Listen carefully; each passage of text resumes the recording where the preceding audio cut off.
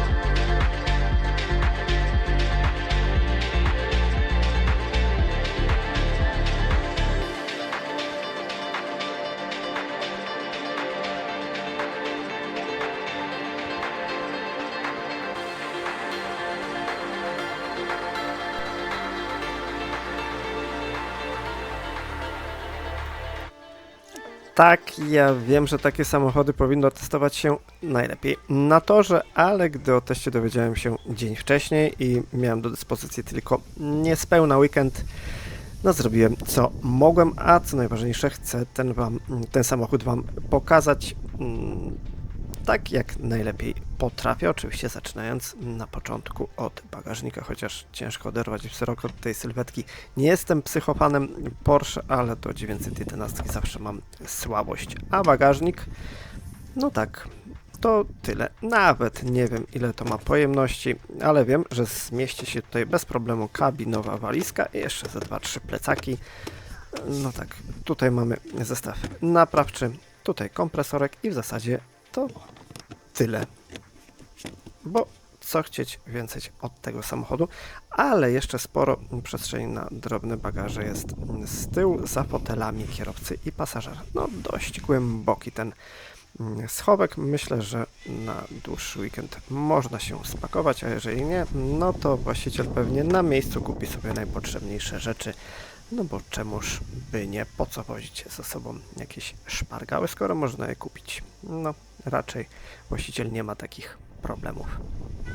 No tak, a co kryje się z tyłu? Z tyłu oczywiście kryje się silnik, o którym Wam opowiem szerzej trochę później, a otwieranie mamy oczywiście tutaj. No ale silnika oczywiście nie zobaczymy, no bo wszystko jest skrzętnie ukryte pod zasłonami. Tutaj mamy tylko 2 wentylatory chłodzące i dojście do wlewów najpotrzebniejszych płynów. Tak, 4.0. No to daje do myślenia. 4.0, 6 cylindrów. No nie ma tutaj żadnego downsizingu, no bo po co w takim samochodzie. Ale to tyle, wsiadamy. No tutaj wybaczcie, nie będę się pchał, już kiedyś wsiadałem na ten fotel w przypadku chyba Porsche 911 Turbo S. Film znajdziecie oczywiście u mnie na kanale. No właśnie, to jest raczej taka namiastka bagażnika i mam trochę obawy, czy jakieś wolne przedmioty podczas jazdy nie będą latały po całej kabinie, no ale nie próbowałem. Wiem natomiast, że moja 10-letnia córka bardzo lubiła tam jeździć i twierdziła, że jest bardzo cieplutko i darmowe wibracje, masaż pleców i tak dalej, i tak dalej. No ale dobra, mniejsza z tym, siadamy za kierownicą No tak, i odpalamy. No dobra, może nie odpalamy, bo nie będę straszył sąsiadów. Na razie na zapłonie sprawdzimy, co oferuje system. No a jest tutaj to, co w innych, powiedzmy, starszych Porsche. Ustawień zaskakująco niewiele. Jest to dość, jak zresztą pewnie wiecie, purystyczna wersja tego auta. No tak, muszę wam pokazać, jak wygląda to auto z wysuniętym spoilerem. Wiem, że to wiocha jeździć po mieście z wysuniętym spoilerem, ale zrobiłem to na potrzeby testu. Tak to wygląda dość ciekawie.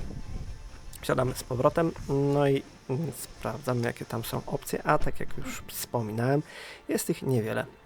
Sportowy wydech, spoiler, start-stop, trochę ustawień zawieszenia i w zasadzie tyle. Natomiast jeżeli chodzi o systemy wsparcia kierowcy, jest ich zaskakująco dużo, ale nie ma na przykład aktywnego tempomatu i chyba być nie może w tej wersji. Nie ma również wsparcia parkowania czy kamer 360 stopni, jest tylko kamera wsteczna o dość mizernej jakości. Trzeba sobie jakoś radzić w mieście. A, i nie ma przednich czujników parkowania. Ustawień fotela, jak już wspominałem, jest mnóstwo. Boczki, elementy przy udzie, to wszystko świetnie trzyma, chociaż jeżeli ktoś chce coś bardziej radykalnego, może oczywiście sobie wybrać kubełkowe fotele karbonowe, no ale to już chyba, jeżeli chodzi o komfort, totalna masakra. No tak, podstawowe sterowanie klimatyzacją, podgrzewanie szyby, sterowanie muzyką i tak dalej, jest na szczęście, są na szczęście podgrzewane fotele, ale nie ma podgrzewanej kierownicy, jest uchwyt na kubek, no tak, schowka brak, jest tylko ładowarka indukcyjna z chłodzeniem, jest za to schowek przed pasażerem, zaskakująco pojemny i oczywiście obok uchwyt na kubek, chociaż nie wiem, czy ktoś przy dynamicznej jeździe tutaj cokolwiek utrzyma. Co jeszcze? Wirtualne zegary. Tak, ja wiem, nie jestem ich fanem. Wolałem tą wersję z analogowym, chociażby środkowym zegarem. Można tutaj sobie dość sporo poustawiać. Danych jest naprawdę sporo i o spalaniu, i o temperaturze płynów i tak dalej. Można się tym naprawdę sporo pobawić. A, i tak, tryby jazdy. Tutaj nie ma tego przycisku Push to Pass, za to mamy możliwość wyboru opcji w zależności od trybu Sport czy trybu Track. Możemy sobie oczywiście ustawić twardość zawieszenia, ciśnienie w oponach, czy spoiler ma być wysunięty, czy nie i tak dalej. Więc jeżeli ktoś lubi się tym bawić, oczywiście na torze, no to ma dość sporo ustawień do wyboru. Nie jest to oczywiście poziom GT3 RS, gdzie mamy 4 pokrętła i możemy sobie ustawiać mnóstwo rzeczy, ale chyba nie do tego do końca ten samochód został stworzony. Kierownica, jak to w Porsche, wygodna, bardzo przyjemna, no i dobra. Odpalamy silnik i się przez chwilę może nie będę odzywał. Po prostu posłuchajcie, jak to sobie gada.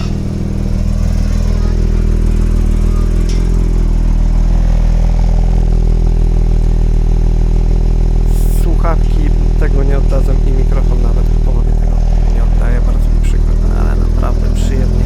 Jak na Boxera w Porsche, naprawdę przyjemnie to gada i przyjemnie brzmi, ale tego posłuchamy jeszcze sobie trochę później. Tymczasem zapraszam Was, oczywiście, no właśnie, zapraszam Was na 10-kilometrowy odcinek testowy po mieście, gdzie sprawdzimy, tak raczej z ciekawości, jakie będzie zużycie paliwa w tym samochodzie.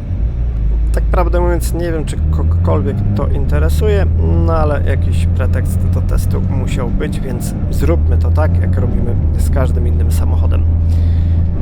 Jakie będzie zużycie paliwa? No tego nie będę Wam zdradzał, sami zobaczycie. Potem oczywiście będzie test elastyczności, co jest chyba trochę głupkowate, ale sami zobaczycie, jak to wygląda. No i oczywiście przyspieszenie od 0 do 100 w trybie normalnym oraz oczywiście w trybie Sport z procedurą startu, ale mamy chwilę czasu, więc możemy sobie troszeczkę porozmawiać i o Porsche, i ogólnie o motoryzacji, no bo w świecie, w którym motoryzacja coraz mocniej skręca w stronę bezszelestnej elektryfikacji, wszechobecnych filtrów i sztucznie generowanych emocji również z dźwiękiem, ten samochód jest niczym grom z jasnego nieba. Porsche 911 GT3 z pakietem Touring w specyfikacji na rok modelowy 2026 to jeżdżący pomnik inżynierii z Zuffenhausen. Z zewnątrz udaje dystyngowaną, elegancką 911 w głębokiej zieleni ze złotymi kołami, oczywiście skromnymi, ale pod poszyciem kryje naprawdę bezkompromisowy, torowy bolid kręcący się do astronomicznych 9000 obrotów na minutę. Czy da się z tak surowym mechanicznym potworem żyć na co dzień? Czy to wyłącznie zabawka na tor?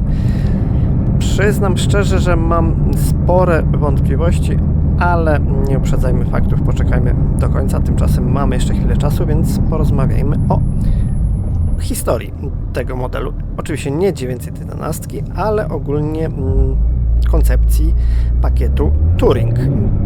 Bo koncepcja tego pakietu nie jest nowym wymysłem marketingowców Porsche, bo jej korzenie sięgają 1973 roku i kultowego modelu 911 Carrera RS 2.7. Wówczas klienci mogli wybrać wersję wyczynową Lightweight M471 lub odmianę Touring M472, która zachowywała wybitne osiągi i homologacyjny silnik, ale oferowała bardziej cywilizowane wykończenie wnętrza, w sumie tak jak tutaj.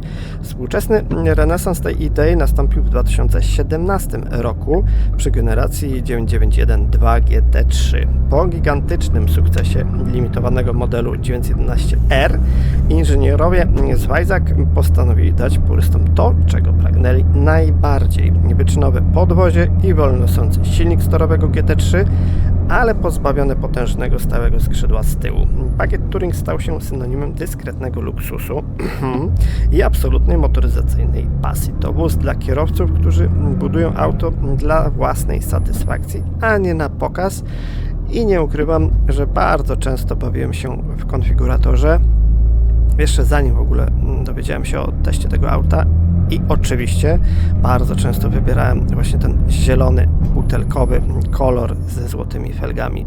Jeszcze do tego dobierałem oczywiście brązowe wnętrze, no ale tutaj trafiło się czarne i można paradoksalnie przyznać, że jest to trochę uboga wersja, bo w zasadzie nie ma większości opcji, które możemy sobie oczywiście dobrać w konfiguratorze. Zachęcam do zabawy, bo można stworzyć naprawdę fajne auto. Zresztą to też chyba jest dość fajne. A jeżeli chodzi o szczegóły techniczne, to te piękne satynowo-złote felgi mają rozmiar 20 cali z przodu z oponami 255×35. Z tyłu mamy natomiast 21-calowe felgi z oponami 315×30. No niezłe walce, które trochę hałasują w trasie, ale o tym też pewnie przekonacie się za chwilę. A jeżeli chodzi o jeszcze szczegóły pakietu Touring, to z tyłu zamiast monumentalnego skrzydła zawieszonego na tak zwanych łabędzich szyjach, jak w klasycznym GT3, odmiana ta, którą testujemy, otrzymała automatycznie wysuwany tylny spoiler z taką dyskretną listwą aerodynamiczną, tak zwanym górnej flap, czy jakkolwiek to zwał. Przód nadwozia z charakterystycznymi nozdrzami w karbonowej masce oraz wyrazisty dyfuzor z dwiema centralnymi końcówkami wydechu zdradzają jednak wprawnemu oku, że pod tą elegancką szatą kryje się wyczynowa aerodynamika generująca potężny docisk przy wysokich prędkościach. A wnętrze jest niemal bazowe. Oczywiście uwagę zwraca lewarek przekładni 7-biegowej PDK, ale o tym też sobie porozmawiamy trochę później. No tak, jest trochę twardo, a asfalt nie jest idealnie gładki, jak sami zresztą widzicie. No ale wracając do wnętrza, mamy tutaj praktycznie całkowicie czarną tonację, w odróżnieniu od torowego GT3 zdominowanego przez syntetyczny materiał Race-Tex. W Touringu postawiono na trochę skóry o drobnej fakturze, jakieś materiały. Skóra pokrywa deskę rozdzielczą, boczki drzwi i oczywiście wieniec kierownicy. Pozycja za kierownicą, no jak to w 911 praktycznie idealna, siedzi się bardzo nisko, praktycznie szuruje się tyłkiem po asfalcie, dzięki temu czuć dosłownie wszystko, i te dobre rzeczy jak przeciążenia, i te złe jak studzienki kanalizacyjne. Kierownica idealnie leży w dłoniach, a przed oczami mamy centralny obrotomierz wyskalowany do 10 000 obrotów na minutę. Oczywiście wirtualny obrotomierz, no ale trudno. No po bokach mamy albo prędkościomierz, albo dane, albo informacje o temperaturze. Zależy, co sobie wybierzemy. No właśnie, jeżeli chodzi o temperatury, no to chodzi oczywiście o silnik. Sercem tej maszyny jest wolnosący 6-cylindrowy bokser o pojemności 4 litrów. Oczywiście to jest rodzina silników wywodząca się z wyścigowego 911 GT3 Cup. Jednostka ta generuje 510 koni mechanicznych przy 8400 obrotów na minutę oraz moment obrotowy 450 Nm dostępny przy 6100 obrotach na minutę. Oczywiście ogranicznik obrotów jest do 9000, więc no brzmi to piekielnie, ale o tym też się przekonacie podczas prób przyspieszenia. Silnik wyposażono w suchą miskę olejową z oddzielnym zbiornikiem oleju oraz indywidualne przepustnice dla każdego z cylindrów, co przekłada się na natychmiastową, niemal telepatyczną reakcję na gaz.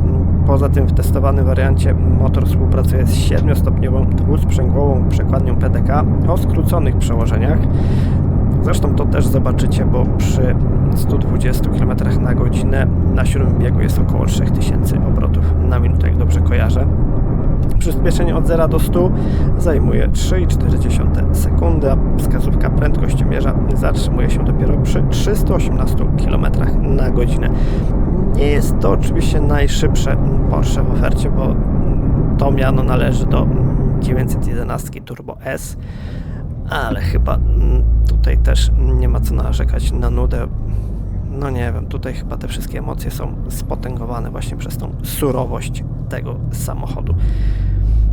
No właśnie, ale jak tym samochodem jeździ się w ogóle na co dzień? Po mieście, jak widzieliście, jest no trochę ciężko. Ten samochód, mam wrażenie, że się mocno męczy, przekładnia bardzo szybko wbija kolejne biegi i niejednokrotnie przy 50 kilku, 60 km na godzinę miałem wbity 7.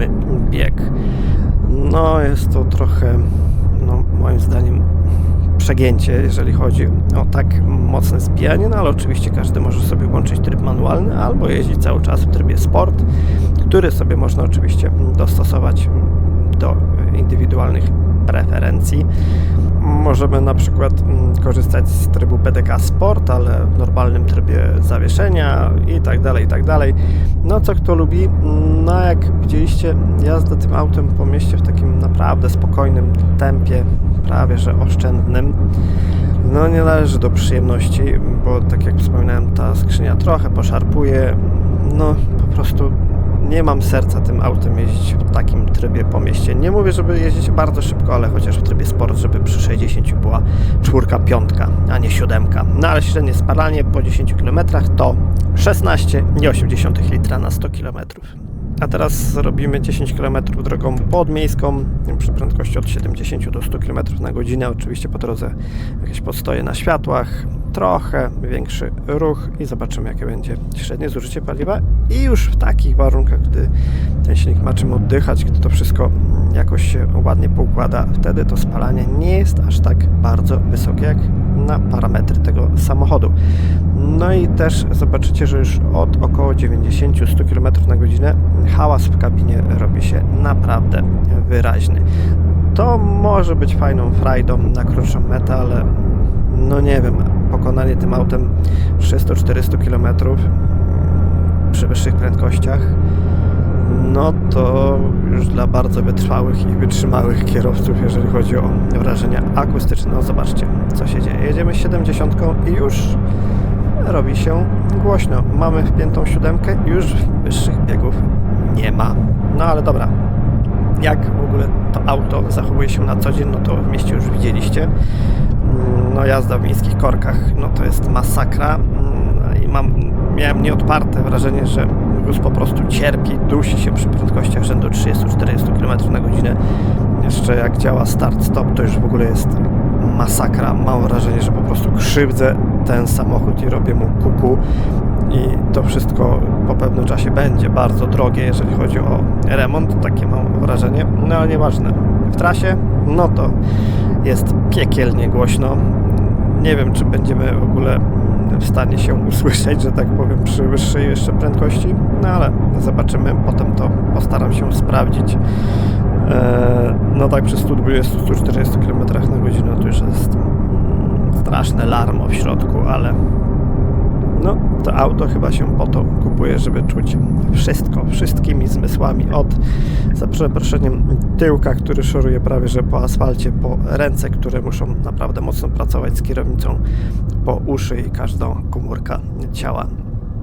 Tak, uwielbiam to auto, nie będę tego już dłużej ukrywał. Dlaczego? Po dosłownie maratonie aut testowych chińskich, które były jeden bardziej nijaki od kolejnego, po kilku autach elektrycznych i tak dalej, to był naprawdę cudowny detoks. Kilka dni z tym samochodem, no to się już za szybko nie powtórzy, dlatego mimo tych wszystkich wad tego samochodu, mimo absurdalnej ceny, o tym sobie za chwilę porozmawiamy, pomimo no niewygody, braku komfortu jakiegokolwiek, chyba jedynie jak się stoi na parkingu, no to wtedy jest w miarę wygodnie.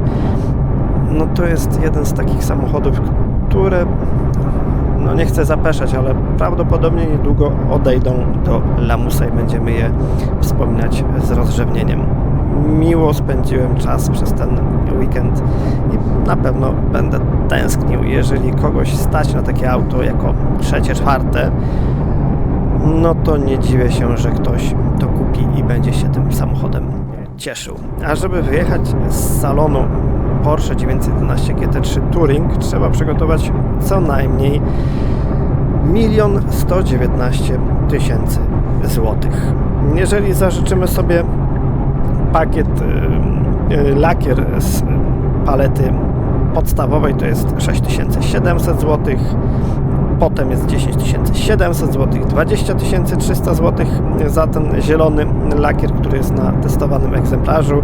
Jeżeli będziemy chcieli mieć lakier na zamówienie Paint to Sample, to wybierzemy z palety 151 historycznych kolorów Porsche za 64 600 zł, a jeżeli będziemy chcieć lakier na życzenie z własnej palety, no to 153 900 zł, a spalanie 10 i 7. Nie jest tak źle. No to teraz się troszeczkę rozpędzimy. Droga ekspresowa 120 km na godzinę i po 10 km sprawdzimy, jakie będzie średnie zużycie paliwa, a potem oczywiście elastyczność i przyspieszenie 0-100. Lecimy dalej z cennikiem, no bo już troszeczkę się tej kasy uzbierało. A jeżeli wybierzemy sobie na przykład magnezowe felgi 20 i 21 calowe, no to będziemy musieli dorzucić jeszcze pakiet optymalizujący masę własną lightweight. No tak, nie każdy potrafi korzystać z lewego, prawego pasa, no ale nieważne. No i jeszcze kilka dodatków i wtedy do kwoty bazowej dorzucimy 205 500 zł. No już nie będę dalej wybierał, co jeszcze możemy dorzucić, bo tego jest naprawdę dużo. Myślę, że 1,5 miliona na cenniku nie powinno być jakimś wielkim problemem i wciąż to nie jest ani najszybsze Porsche 911 w cenniku, ani też najdroższe, bo pewnie jakieś do 2 baniek udałoby się skonfigurować. A konkurencja? No nie ma tego zbyt wiele.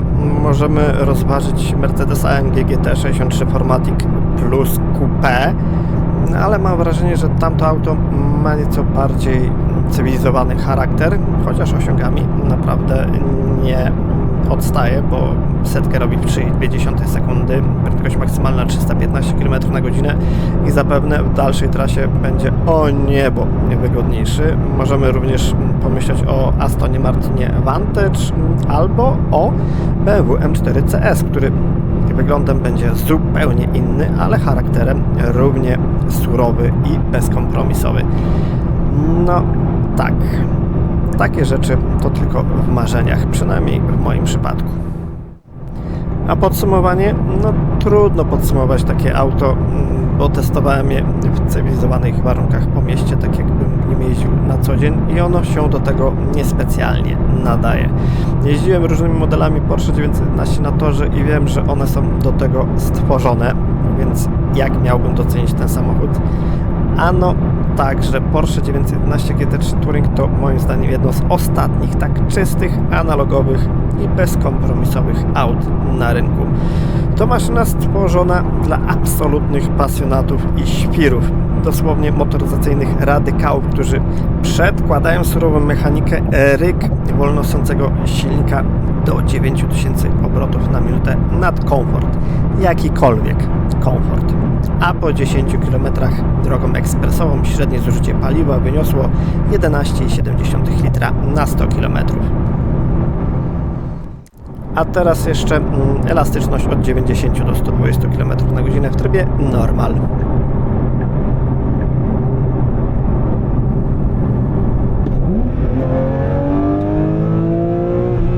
No i w zasadzie to by było na tyle. A teraz sprawdzimy sobie to samo w trybie sport. Za nami pusto. Zwalniamy.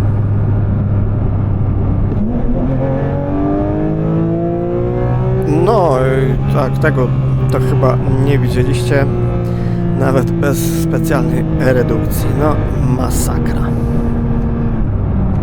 No, a teraz już grzecznie. I jeszcze przyspieszenie 0-100. Najpierw tryb normal.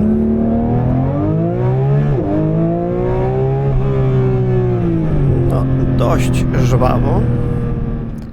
A teraz tryb sport i procedura startu. Przypominam, napęd na tył.